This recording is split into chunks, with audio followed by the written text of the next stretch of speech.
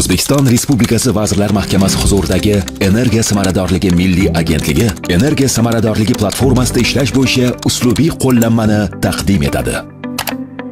esma.uzax.uz platformasi aholi va biznes subyektlarini energiya servis bozoridagi xizmat ko'rsatuvchilar, yetkazib beruvchilar va moliya tashkilotlari bilan bog'lash uchun xizmat qiladi. Quyosh panellari, geokollektorlar va issiqlik nasoslariga subsidiyalar faqat energiya samaradorligi platformasi orqali sotib olinadigan uskunalarga tatbiq etiladi.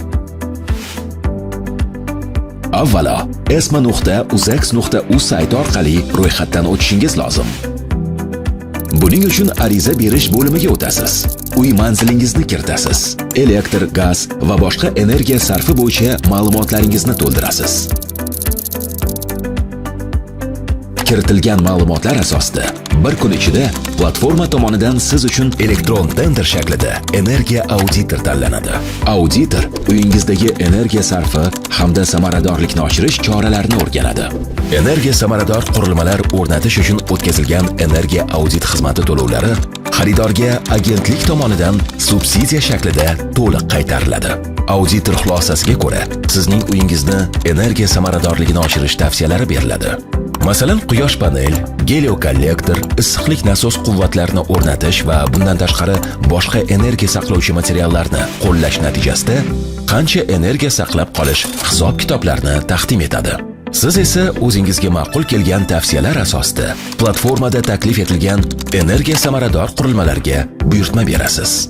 24 soat ichida platforma orqali eng maqbul narx va sifatli qurilmalarni o'rnatib beruvchi ta'minotchi avtomatik ravishda tanlov shaklida tanlanadi va siz bilan shartnoma tuzadi.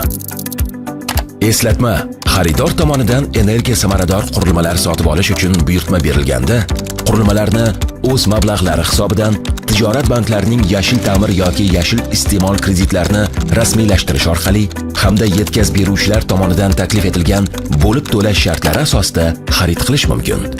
Bundan tashqari, yashil ta'mir krediti orqali xarid qilinganda, qurilma narxining 20% ni subsidiya qilish bilan birga, kredit foiz stavkasining 19% dan oshgan qismi ham kompensatsiya qilib beriladi. Shartnomaga asosan to'lovning 80% qismi platformadagi maxsus hisob varaqqa o'tkaziladi.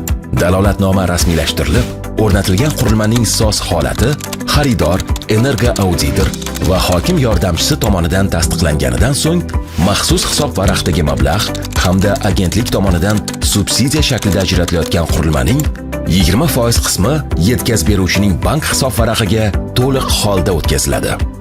O'rnatilgan qurilmalarni energo auditor va mahalliy hokim yordamchisi bir marta joyiga chiqib tekshirib ko'radi. Bu orqali subsidiya mablag'lari maqsadli ishlatilganligi nazorat qilinadi. esma.uzax.uz bilan uyingizning energiya samaradorligini oshirish oson. Energiya samaradorligi farovon hayot garovi.